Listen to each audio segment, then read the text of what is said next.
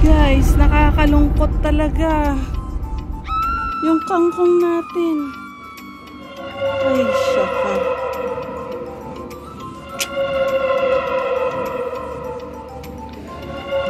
Mukbang na talaga. Ay, nako. Mukhang maglilipat talaga tayo.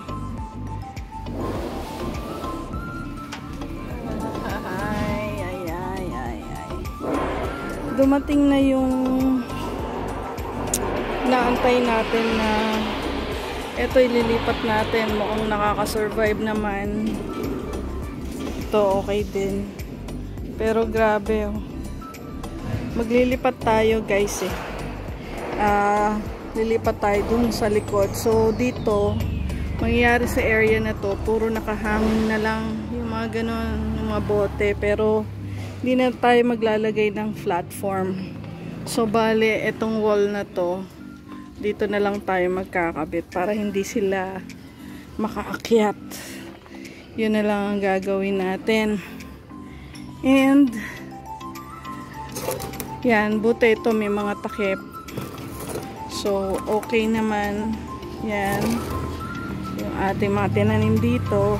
Isa yan sa mga ililipat natin. Buti na lang may good news tayo lagi. Tingnan niyo yung ating ampalaya and patola. They're so healthy. And okay naman yung basil natin.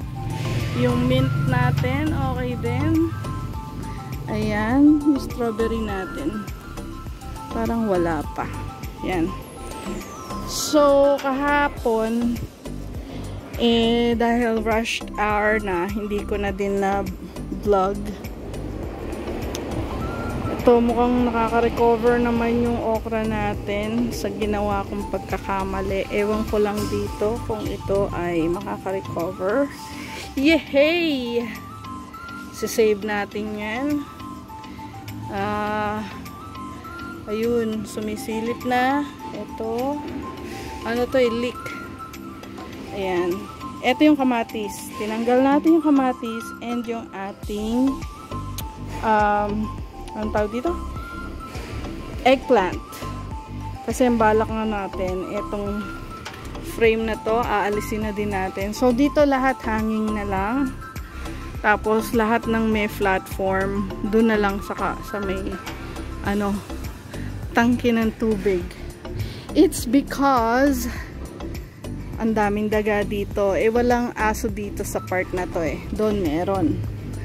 Yan. And, ito na yung mga babies natin. Ayan. Okay naman.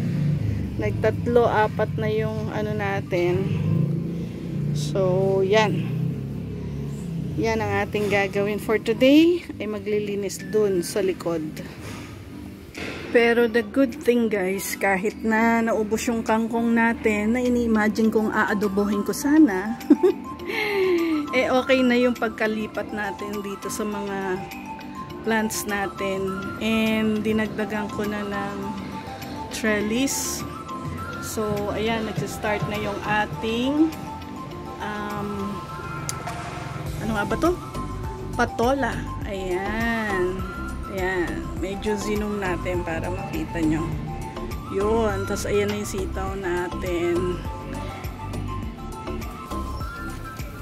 Kaya malaking disaster ang mangyayari guys.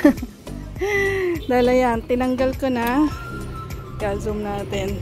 Yan o, tinanggal ko na yung nandito. Nilipat ko muna dito. Ito yung mga kangkong natin. Wala nang aadobohin. Talagang sinagad. Yan, wala na yung dalawang layer. Yan. So, ito na lang yung natira dito, which is hindi ko na magagawa ngayon dahil past 5 na ngayon. So, magdidilig na lang tayo.